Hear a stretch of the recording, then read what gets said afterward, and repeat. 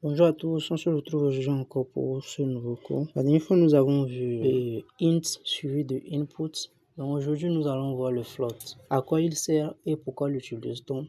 Il sert tout simplement à pouvoir dire au code que les informations qu'on va renseigner plus tard vont contenir des virgules. En fait, ce sont des trucs à chiffres qu'on peut utiliser pour calculer, mais qui vont contenir bien sûr quoi? Des virgules. Voilà ce à quoi il sert. Donc, tout de suite, nous allons nous y mettre. On va comme d'habitude commencer par créer une variable qui est z cette fois-ci. On va dire la variable z est égale à quoi?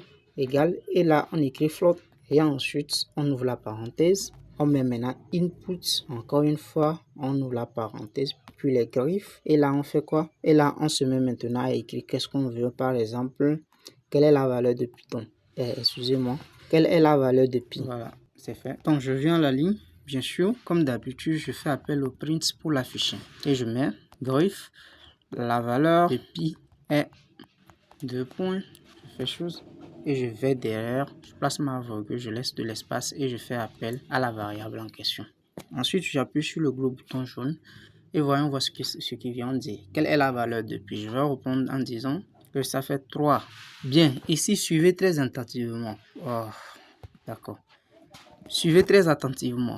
J'ai mis 3. Maintenant, il faut mettre la virgule. La virgule, ce n'est pas la virgule textuelle. La virgule dans le code est différente de la virgule qu'on utilise pour écrire les messages et les textes. Donc, ici, si c'était le cas, voilà la virgule que j'aurais mis. Mais étant donné que ce n'est pas pour les messages ou bien le texte, je vais effacer cette virgule-là pour placer plutôt un point.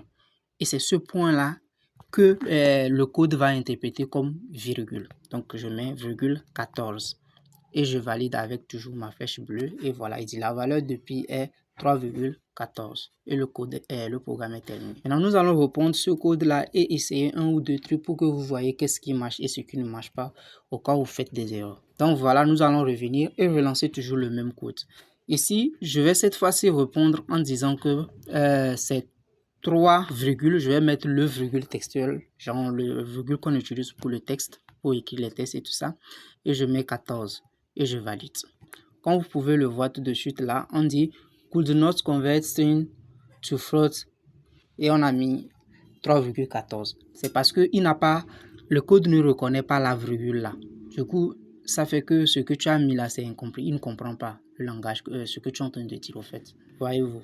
Donc, il faut éviter de mettre la virgule là. C'est le point qu'il faut mettre. Aussi, si on l'exécute et que, par exemple, nous mettons... Bien sûr que nous avons mis le float pour gérer les histoires de virgules.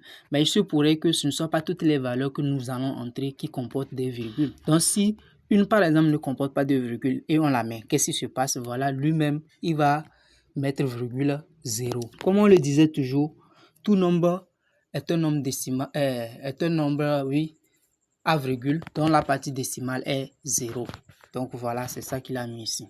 Donc il n'y a même pas de problème. Donc le float, en réalité, comme je le disais, quel est son rôle? Son rôle justement, c'est de pouvoir gérer au cas où il y a des virgules. Alors oui, il permet de gérer. Hier, par exemple, si vous avez remarqué, avec le int, lorsque nous avons travaillé, on a entré le int, ça a affiché une erreur. Parce que le int ne gère pas les cas de virgule. Donc, c'est le float qui vient maintenant gérer. Quand le float est là, il récupère tout ça pour pouvoir maintenant travailler avec.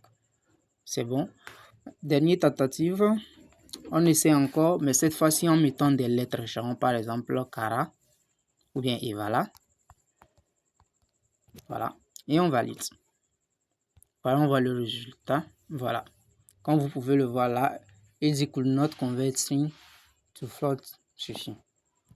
Ça veut dire que quand il regarde le float que tu as mis, l'information que tu lui avais dit que genre, en mettant float, tu lui avais déjà dit que ouais, je vais te donner un chiffre à virgule. Mais quand lui regarde ça, il ne reconnaît pas ça, quoi. Ça ne ressemble pas à ce que tu lui avais promis. Donc, il ne reconnaît pas. C'est pas sûr à quoi il s'attend. Voilà. Donc, j'espère que vous avez compris le sens de float et comment l'utiliser. Voilà. S'il y a des questions, toujours, je vous attends dans les commentaires. Merci et bon après-midi.